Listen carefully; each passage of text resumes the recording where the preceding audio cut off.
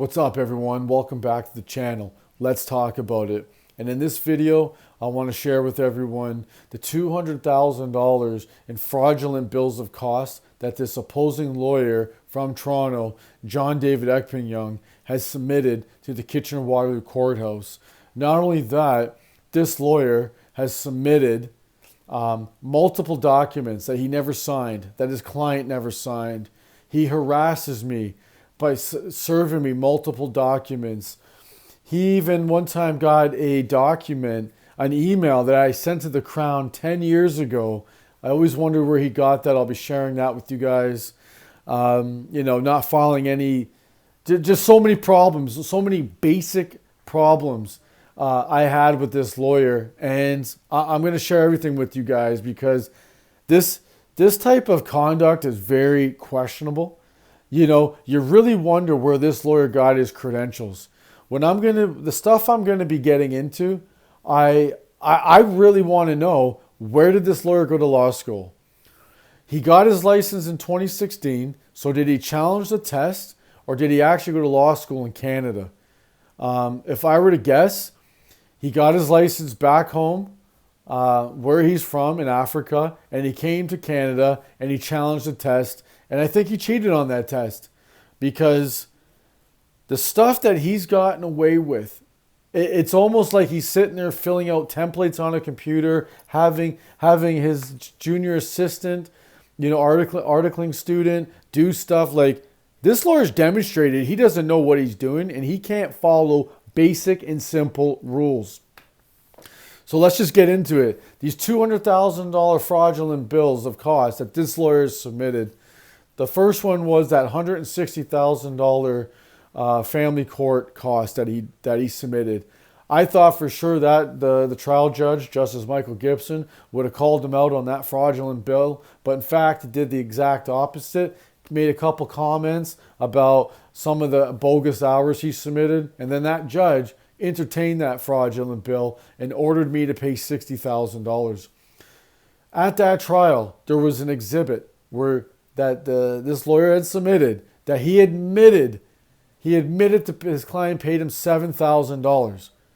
So why isn't anybody questioning this $160,000 bill? Why? Because I'm a self-represent litigant, and it is bogus and it is abuse what happened to me, what these courts allowed. Another fraudulent bill that this lawyer submitted was to the Court of Appeal. He asked for $7,000 after I lost my appeal for a motion for an extension of time, which I'll be getting into a video on its own. My whole horrible experience with that Court of Appeal and what this lawyer got away with there. This lawyer, he said he spent 30 hours on a 2-page factum and an 8-page affidavit, and which he lied because that was from a Friday to a Sunday in a 50-hour window. So this lawyer lied about that, asked for $7,000. He got $2,500. We're at the Divisional Court Appeal, which was a no-brainer. I was a tenant. I was illegally evicted by the direction of this lawyer. This lawyer originally offered me $7,000, and then when I questioned him about what that was, just like that, he asked for $23,000. And he lied to that judge, Justice Krachenko, and told him I refused to accept that payment. And he thinks he can just triple his price like that when he got caught lying. So that was another pretty big fraudulent bill that this lawyer submitted, was a $23,000 bill of cost.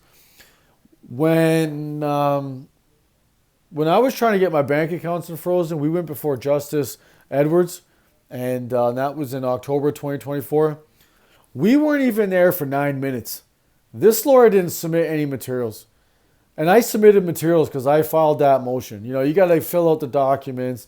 You got to get them commissioned. You got to serve them. Get the affidavit of service commission. You got to upload it. Hopefully the court staff doesn't give you any problems. Then you got to put it on case lines. This lawyer didn't do jack shit, okay? He was there for 9 minutes. They dismissed the motion. He asked for $2,500, okay? He asked for $2,500 because he knows he can get away with abusing these courts. They've already awarded him $60,000 for lying. And that judge actually awarded him $500 for 9 minutes. which I thought was a complete joke and disgrace to our legal system. You know, you're awarding people money with no materials that didn't show up, and I'm just simply asking to... I'm asking if you can at least just lift the hold on my bank account, because this lawyer's done that. This coward ran to the courts, ran to the bank, ran to the courts and filed a garnishment 72 days in. Bank account's frozen. You know, we get before Justice Chiard before this whole divisional court appeal got transferred to Kitchener in Hamilton. I was late like 10 minutes that day. This bonehead asked for $400, demanding money. I ended up having to pay $200 because I was 10 minutes late. And this whole small claims court thing, they, you know, this client, an ex-girlfriend, sitting there talking all this shit about me lying, committing perjury, saying I'd smuggle cocaine to the Bahamas, I'm doing this, I'm doing that. I sued her for defamation. I'm trying to drop the case. They will not let me drop the case unless I give into more extortion of $8,000.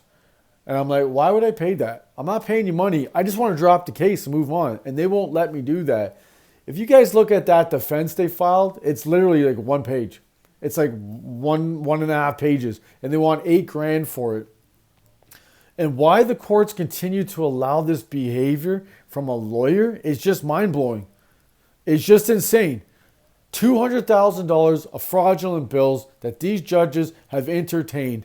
That $8,000 is still trickling around, and they won't let me get that small claims unless I pay for that. So that's been frustrating to say the least. You know, especially that $160,000. You thought I thought for sure Justice Gibson would have called them out on that and would have disciplined them for being such a piece of shit and trying to ask for $160,000 knowing your client never paid it. How about this? How about we stop playing these games and I stop making these videos and we get this lawyer to do an assessment on all these costs. So what I've been saying all along is that this lawyer and his client have committed perjury. This lawyer and his client has submitted fraudulent bills, and these courts have aided and abetted these two to have this canvas to get away with abusing their powers. How about we stop playing that game and someone steps it up and makes this lawyer do an assessment? You know, and until then, the courts are protecting these fraudulent bills and this perjury that's happened. It is. Until someone questions it and assesses it, that is an issue that is happening in these courts. And if it's happened to me, how many other Canadians out there are getting railroaded with these bullshit court costs that were never paid or hours never worked? So some of the documents that this lawyer never bothered signing. The restraining order application. I've said this in previous videos. I got dragged to family court on 3 years on a meritless restraining order application that was never even signed by the applicant. You know, that whole court of appeal, that lawyer never even, when we went to the court of appeal, this lawyer, first of all, he submitted his documents 10 minutes before and they were accepted. His factum and his affidavit were never even signed, and that court of appeal motion was heard, and I lost it. That garnishment dispute that I filed, when it finally got heard before Justice Martha Ann Tweedy, the same judge who's blocked out almost 2 pages of transcripts that's covering up a serious misconduct that no one wants to question, this lawyer never submitted any of his materials to case lines. We went to a garnishment hearing dispute that they originally started with no materials, and I lost that dispute. It's just another element of this corruption. How do I lose a garnishment dispute against an applicant who never even filed any fucking materials? You know, they're trying to put me in contempt because I'm making these videos and I'm telling the truth and I'm exposing all these fraudulent bills and this perjury and all this fucking bullshit I've gone through for 3 years, losing 3 jobs, 3 amazing jobs, putting my bank accounts frozen, running to the garnishment, doing all this bullshit. He's had to serve me 3 times. That original motion of contempt was never even signed. And by the way, he served me at that fictitious litigant appeal back in March. This fucking bonehead is trying to throw me off. We're there for a fictitious litigant. This guy's sitting there fumbling through his fucking briefcase, hands me a contempt in motion that's not even signed.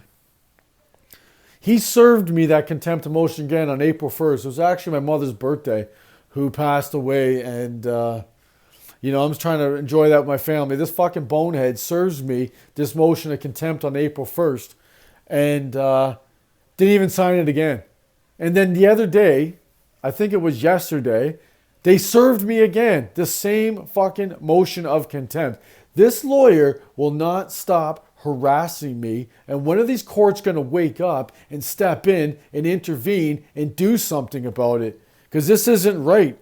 You know, that whole divisional court appeal, which was a fucking joke, making me wait, giving this lawyer 1 year to file his materials, and then doesn't even file them on time. You know, and I lose that appeal when it was obvious I was a tenant. I was illegally evicted from this piece of shit lawyer. I lost that appeal. You know, he asked for $23,000 and straight up lied to that judge. The judge said, send your cost to the trial coordinator's office. This lawyer sends them to all these case lines, sent it to me. He filed it with the court. This lawyer doesn't read these endorsements. You know, he doesn't read them. He just does his own thing. He's probably filling out templates. So someone had to email the judge that his cost, which he entertained, that Justice John Kurchenko entertained these costs, and they weren't even filed properly. That fictitious litigant application was thrown at my door, and I brought that up to 3 judges. That is not the proper way of serving. I've mentioned in other videos, I've referenced that law, and no one bothered to listen to it. Another document that this lawyer brought up was an email I sent to the Crown 10 years ago, and I'll share that with you guys. He brought this up at my fictitious litigant appeal, and I'm like, where the hell did this lawyer get this? Where did this lawyer get an email to the Crown 10 years ago? Really, it was never an exhibit. So I'm going to have to dive into that document. And not only that, this bonehead lawyer never followed rule, 17 sub rule 11, that no trial in the family court should ever be scheduled unless the trial schedule endorsement form was filed. You know, you guys know that Justice Tweedy rejected that form 2 times, and it wasn't until November 2023 that this is when the judge wanted to help out this lawyer and act non-impartial and fill out that trial schedule endorsement form. You know, this bonehead lawyer never filed it. The judge had to do his job. You think he'd have the common sense to at least file that form. That form was never filed, and I was unlawfully thrown into a trial where I got railroaded.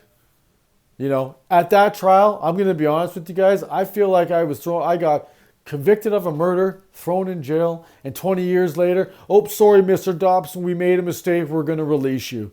Because that's what they did to me. What they did to me in that court, things they put on paper that never happened, that can't be backed up by any evidence, and then you guys wonder why I'm upset and I'm making these videos? Because the public, it's in the public's best interest that they hear my side of the events. This is my life. I'm telling my story. This fucking bonehead lawyer is going from Toronto to Kitchener to try to ask a judge to put me in contempt and trying to put me in jail and put a publication ban so I can't tell the truth. I can't share these events in my life. You want to violate my charter rights? You want to ask a judge to violate my charter rights? This lawyer does not know what he's doing. He does not know the basic rules, the basic laws. And you know what? Where did he get his license? When did he get his license? We need to know. These are very suspicious credentials.